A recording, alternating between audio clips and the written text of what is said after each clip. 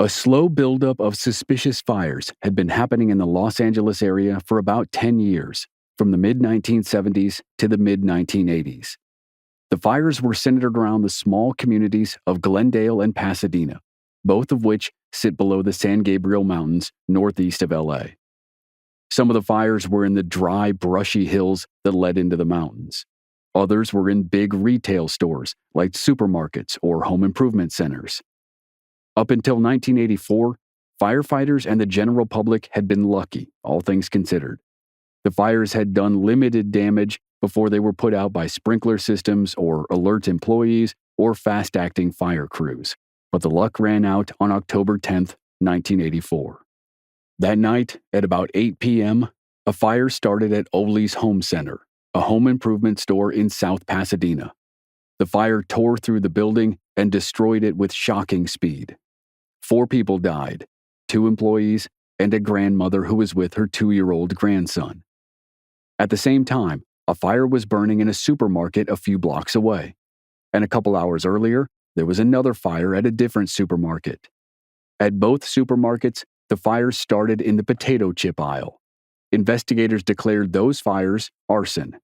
But the destruction at Ole's Home Center had been so thorough that it allowed the lead investigator on the case, a longtime deputy with the Los Angeles County Sheriff's Department, to classify the fire as undetermined. The deputy sheriff believed the fire was likely an accident caused by faulty electrical wiring.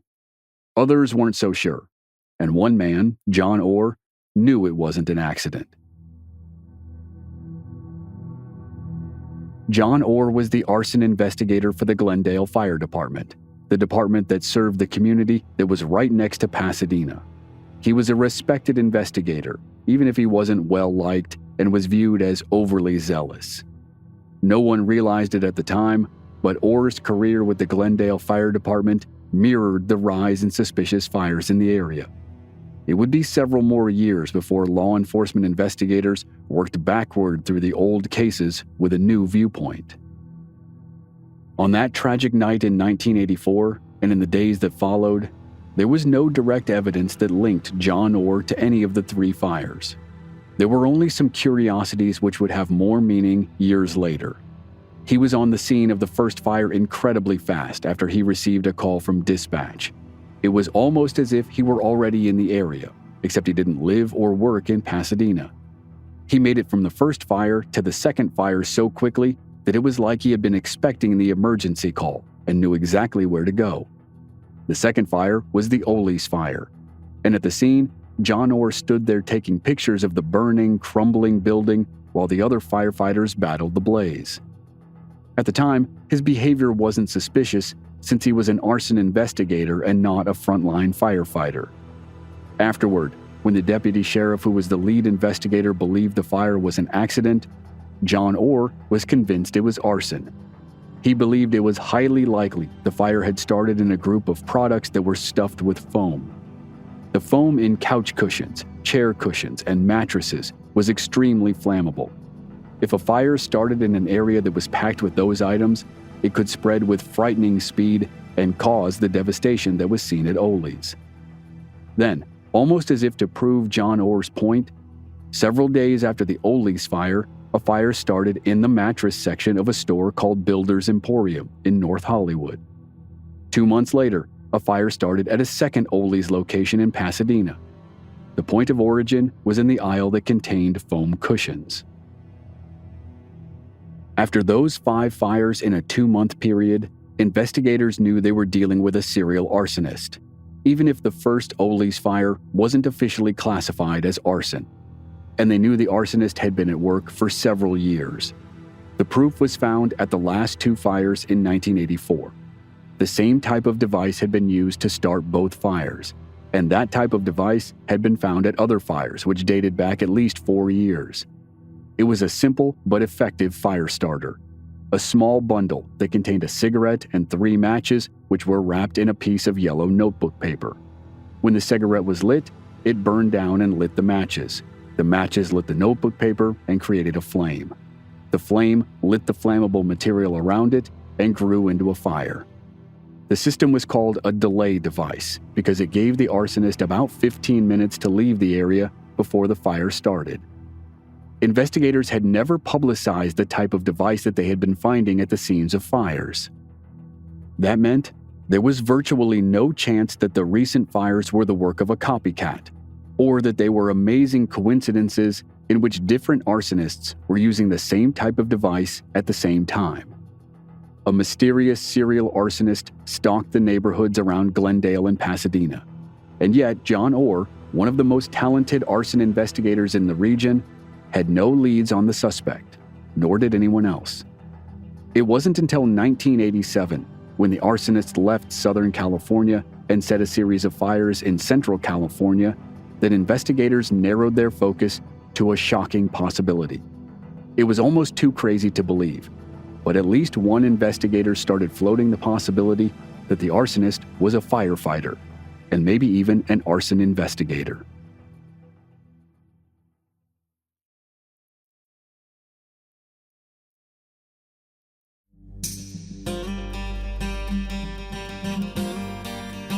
From Black Barrel Media, this is Infamous America.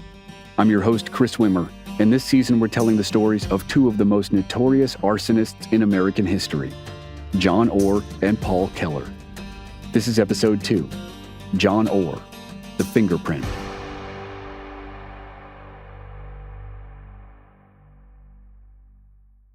During the year that followed the 5 significant fires at the end of 1984, the city of Glendale saw a 78% rise in reported cases of arson.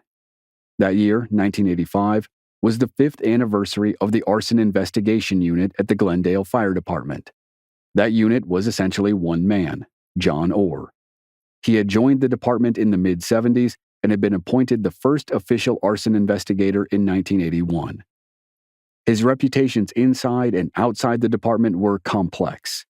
In the realm of arson investigation, he was considered top of the range. He was a respected investigator who had busted several arsonists. He taught classes to new recruits, and he wrote multiple articles for a publication called American Fire Journal. He was known for his uncanny ability to find the point of origin of a fire. In the future, detectives and prosecutors would understand that it helped that John already knew the point of origin before he arrived at the scene. Outside of the department, he was not an easy person to like or to live with. By the end of 1985, he was on his 4th marriage, and he would soon get rid of his first partner at work. At the time, John Orr, the arson investigator for the Glendale Fire Department, was partnered with an arson investigator for the Glendale Police Department. The firefighter and the cop worked as a team to investigate and arrest arsonists. By most accounts, John and his first partner were a successful team, but John wanted a change. At the end of 1986, John convinced his boss that the partnership wasn't working. John's partner was transferred to a different assignment in the police department, and John received a new partner just in time for the next major round of arson fires. If the fire captain who had managed the scene at the deadly Ole's Home Center fire in October 1984 had been astonished that 2 fires were burning at 2 retail stores at the same time within a few blocks of each other, that would be nothing compared to what would happen in January 1987. The mysterious arsonist who had plagued and terrorized the Los Angeles area for years was about to go north, and the timing would be too coincidental to ignore. For 3 days in Fresno, in the Central Valley of California, there was a convention that was hosted by the California Conference of Arson Investigators. Nearly 250 firefighters, cops, lawyers, insurance representatives, and arson investigators converged on Fresno to discuss fire prevention, suppression, and investigation.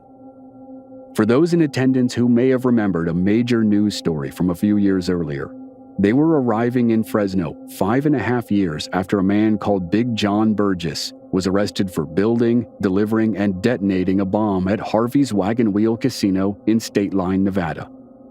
John Burgess, his 2 accomplices, and his 2 sons were arrested in the Fresno area in August 1981. Now, in January 1987, John Orr left his new partner in Glendale to handle regular business. and John made the 4-hour drive to Fresno for the seminar. But if he made any appearances at the convention, they must have been brief. The excitement started Tuesday night, January 13th, the night most attendees arrived in Fresno for the convention. An employee at a shop called Payless Drug Store on North Blackstone Avenue noticed smoke rising from a cabinet which was packed with sleeping bags. While the employee watched, the smoke erupted into a fire. Smoke from the fire set off the sprinklers in the ceiling. The sprinklers began to douse the flames as the store manager grabbed a fire extinguisher, ran to the cabinet, and blasted the fire with the extinguisher. The fire was out in seconds, but the mystery was just beginning. No one had been seen in the area of the fire before it started, and there was no obvious evidence to suggest how it had started. But it wouldn't take long for investigators to guess the how when a spree of destructive fires started 2 days later.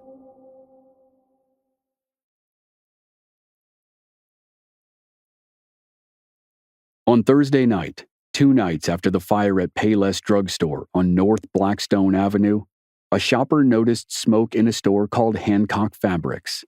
The store was also on North Blackstone Avenue and was less than a block from Payless Drug Store. The shopper watched as the gray smoke turned black, and then the black smoke exploded into a fireball. The flames raced up the walls to the ceiling as the shopper stood transfixed by the speed of the fire. Then a voice shouted "Fire" over the speaker system in the store, and everyone started running. All the employees and shoppers made it out of the building just in time. The fire raged out of control to the point where the first firefighters on the scene couldn't even attempt to go inside. They were forced to stay outside and limit their work to making sure the fire didn't spread to neighboring buildings. Then, as fire crews soaked Hancock Fabrics, they received another emergency call. 1 block away, at a store called House of Fabrics, an employee saw smoke and traced it to its source. The employee found a burn mark on the wall in an area that was stacked with foam pillows. Luckily, the incendiary device that had been left behind did not ignite into a full-on fire. But the feeling for firefighters must have been surreal. They were standing in a triangle of targets in the middle of Fresno. They could spin in a circle and see Payless Drug Store and Hancock Fabrics and House of Fabrics. 3 fires at 3 retail stores in 2 days, all within 2 blocks of each other, and all while 250 cops and firefighters were in town for an arson convention. Investigators were stunned by the brazenness. And as it turned out, the fires on Tuesday and Thursday were just a warm-up for the main event on Friday. At 10:45 on Friday morning in Tulare, California, an hour south of Fresno, a fire broke out at a store called Surplus City. As with the fire on Tuesday night at Payless Drug Store, the fire at Surplus City started in a rack of sleeping bags. 45 minutes later, at 11:30 a.m., another fire started in Tulare. That one was in a store called Family Bargain Center. Smoke began drifting out of a display that was stocked with foam pillows. A customer spotted the smoke, and the store manager ran over, yanked out the pillows, and put out the fire. In Bakersfield, California, 1 hour south of Tulare, it happened all over again. A pair of fires within an hour of each other at popular retail stores. At 2 p.m., an employee at a store called Craft Mart noticed smoke rising from an area in the center of the store. The store manager rushed to the spot and saw small flames burning in an arrangement of dry flowers. The manager quickly put out the flames with a fire extinguisher. 30 minutes later, at 2:30 p.m., a sales clerk at Hancock Fabrics, 2 miles from Craft Mart, saw a small flame in a bin that contained foam products. Before she could do anything, the flame lit the foam products and a wave of fire rushed up through the bin. The speed was stunning, but the fire sprinklers in the ceiling activated and drenched the store before the fire could spread to anything else. A fire crew arrived and made sure the scene was safe. Shortly afterward, Captain Marvin Casey, arson investigator for the Bakersfield Fire Department, arrived at Hancock Fabrics. He had driven straight from his ongoing investigation at Craft Mart to see for himself the improbable scenario at Hancock Fabrics. 2 fires at retail stores 2 miles apart within 30 minutes of each other. That had never happened in Bakersfield. As Captain Casey was about to learn, it had also never happened in Tulare until it had earlier that day, and it had never happened in Fresno until it had the night before.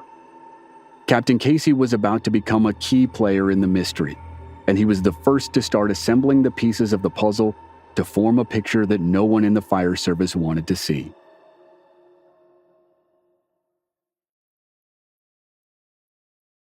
Captain Marvin Casey met with investigators from Fresno and started learning about the nearly unbelievable spree of fires that had happened over the past 3 days. 3 fires had started in Fresno during a convention hosted by arson investigators. 2 more had started in Tulare on the day that everyone left the convention. And 2 more had started in Bakersfield that same day.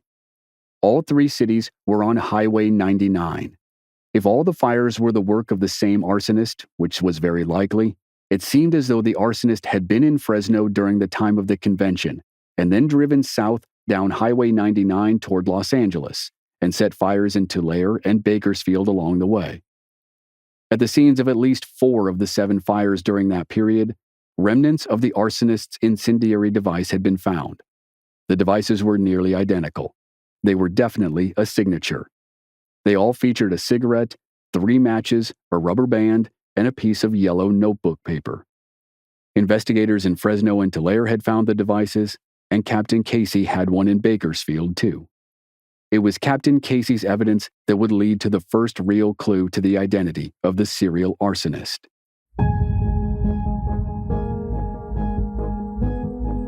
At the Kraft Mart fire, the first of the 2 fires in Bakersfield, Casey had found the arsonist's signature device.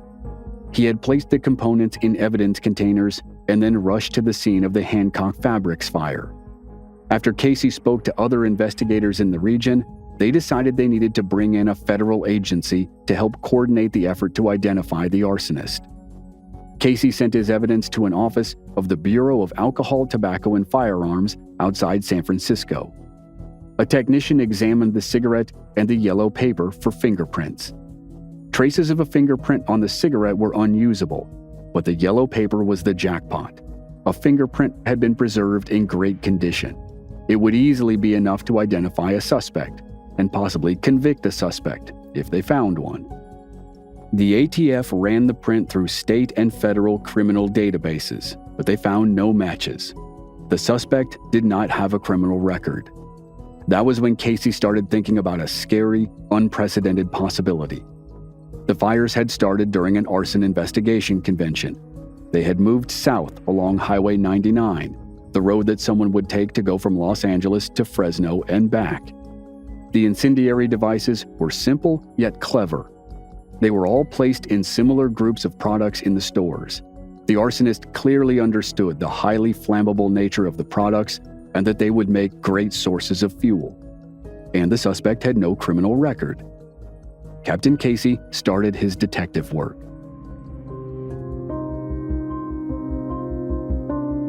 Casey called a contact and received a list of the 242 people who attended the convention in Fresno.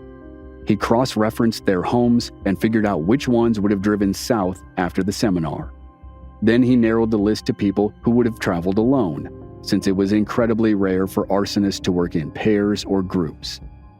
When Casey was done, he had a list of 55 names. Understandably, he met a lot of resistance when he started to float the possibility that the arsonist was a firefighter or a law enforcement officer. For those at the ATF or other agencies who were at least willing to entertain the possibility, the immediate problem was that Casey's list was too long. No one was going to allow him to investigate 55 professionals in law enforcement or the fire service. So, for the moment, Casey was stuck. He would have to wait for more evidence.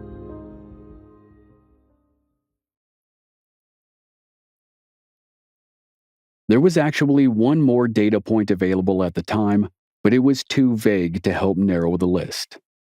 Though in hindsight, it would be useful. A witness at the Family Bargain Center in Tulare and a witness at Hancock Fabrics in Bakersfield gave remarkably similar descriptions of a man who had been seen in each store around the time of the fires. The witness in Tulare saw the man at about 11:45 a.m. on the Friday of the fire spree.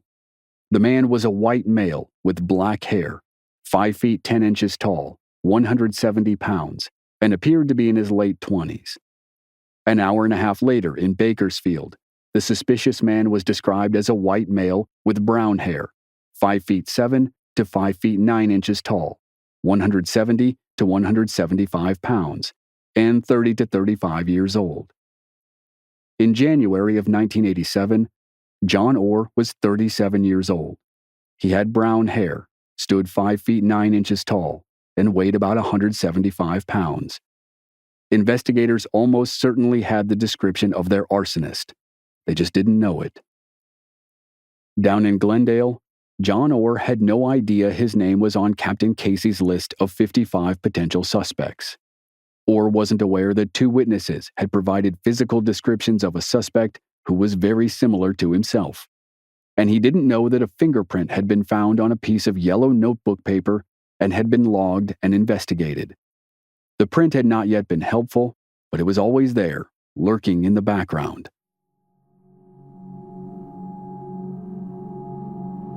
In Glendale, John Orr was back to his usual routine of investigating suspected arson fires, teaching classes to recruits, and writing essays for the American Fire Journal. In addition, he was trying to get rid of his second partner. Orr had succeeded in getting rid of his first partner at the end of 1986. Partner number 2 started right before the fire spree in January 1987. A year later, in 1988, Orr convinced his boss that another switch was needed. At least partner number 3 was a fellow firefighter instead of a police officer like the previous 2 partners. And the fireman was a friend of John's, though friendships and marriages were always volatile with John Orr. Like most serial criminals, he never really allowed anyone to get close. Other people were useful for one thing or another, but there were few, if any, genuine connections.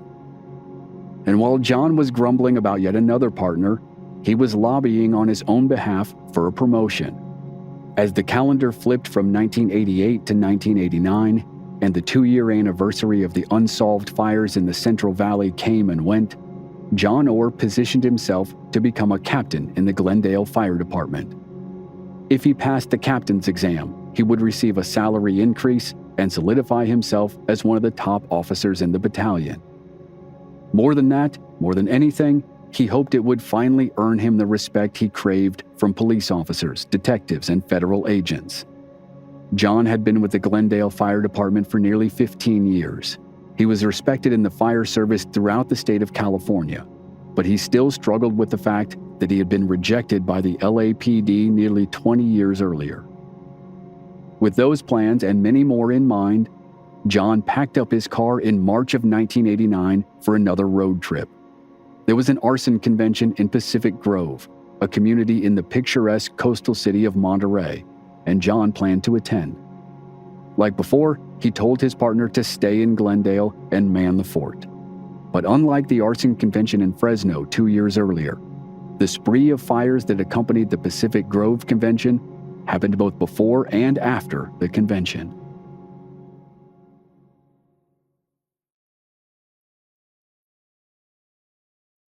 The Arson Symposium was scheduled to begin Sunday, March 5, 1989, in Pacific Grove. Pacific Grove would be considered by any standard one of the most scenic neighborhoods in the United States. It's on the northern tip of the peninsula that is home to the city of Monterey.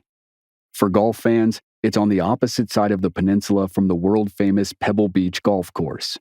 If you want to buy a house in Pacific Grove, you better have at least $1 million handy.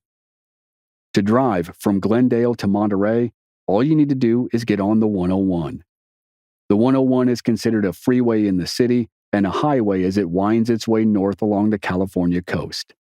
It passes through Santa Barbara, the vacation enclave of the rich and famous from Hollywood, then up through San Luis Obispo and the wine country area around Paso Robles, and then to Salinas near Monterey Bay, where a driver would need to exit the 101 and head west to Pacific Grove.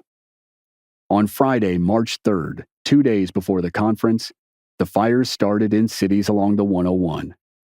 They were almost a mirror image of the fires that happened 2 years earlier in cities along Highway 99 in the Central Valley of California. Straight west of Bakersfield, the site of the final 2 fires in the 1987 spree, is the coastal town of Morro Bay.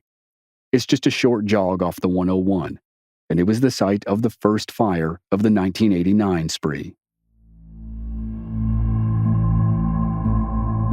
At about 5:45 p.m. that Friday evening, at a business called Cornet Variety Store, a customer screamed fire. An employee grabbed a fire extinguisher and quickly put out the fire, which had started in a stack of foam pillows. The next day, in Salinas, about 20 miles from Pacific Grove, a much larger fire started at 1:30 in the afternoon at a Woolworth store. Once again, the blaze started in a stack of foam pillows. This time, the fire scorched the inside of the building and did serious damage, but no one was hurt. That Saturday afternoon and evening was when most people checked in for the conference in Pacific Grove, which began the next morning. For the 4 days of the conference, from Sunday to Wednesday, all was quiet. On Thursday morning, as the attendees drove home, the spree resumed. 2 hours south of Pacific Grove, in the small city of Atascadero on Highway 101, an incendiary device burned a roll of foam padding at a store called Pacific Home Improvement, but did not start a fire. The employee who spotted the problem found the delay device that was now well known to arson investigators. 3 matches bundled to a cigarette, and all of it wrapped in yellow notebook paper.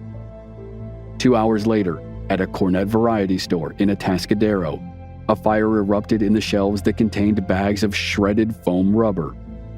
45 minutes later, flames were spotted in a section of foam products at Coast to Coast hardware store, and a fast-acting employee put out the fire. Firefighters in Atascadero were now experiencing the same surreal feeling as firefighters in Fresno had 2 years earlier, when 2 businesses within a couple blocks of each other suffered fires at the same time. All 3 fires in Atascadero happened on the same street, El Camino Real, right off Highway 101. And the spree wasn't done. The biggest and most destructive fire was yet to come. About 8 hours later, just before 8 p.m., a fire started in a retail outlet in San Luis Obispo, which housed businesses called Etc. and the Party Exchange. San Luis Obispo is just 20 minutes down Highway 101 from Atascadero, and the 8-hour gap between fires remains unexplained.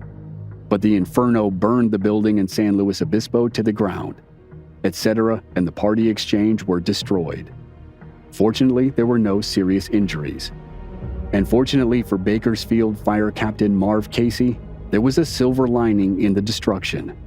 The fire spree had happened in conjunction with another arson seminar. Casey didn't believe it was a coincidence, and now he could narrow his list of potential suspects. By cross-referencing the attendees of both seminars, the list went from 55 names to 10, and one of those 10 was John Orr.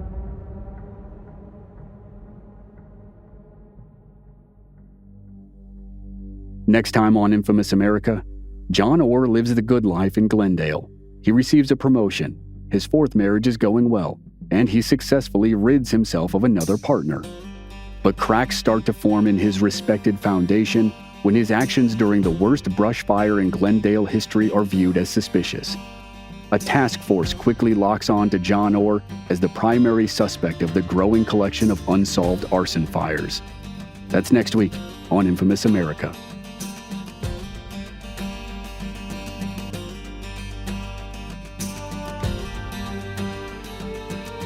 Members of our Black Barrel Plus program don't have to wait week to week for new episodes. They receive the entire season to binge all at once with no commercials, and they also receive exclusive bonus episodes. Sign up now through the link in the show notes or on our website, blackbarrelmedia.com. Memberships are just $5 per month. This series was researched and written by myself and Rhea Perowit. It was produced by Joe Guerra. Original music by Rob Valier. I'm Chris Wimmer. Thanks for listening.